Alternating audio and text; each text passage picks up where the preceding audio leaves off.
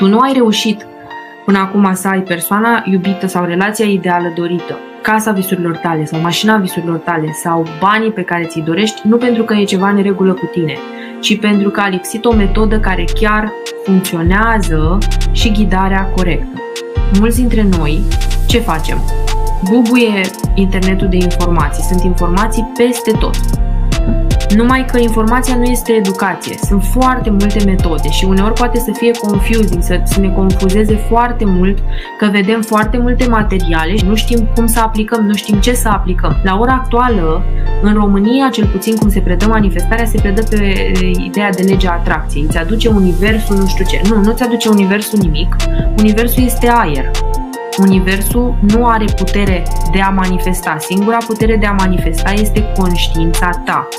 Singura putere de a manifesta este subconștientul tău și gândurile tale, care zic: o să vină sau nu o să vină, pot să am sau nu pot să am, merit sau nu merit, valorez sau nu valorez, contez sau nu contez, banii se câștigă ușor sau se câștigă greu, iubirea vine ușor sau vine greu. Tu ești cel care manifestă și nu universul.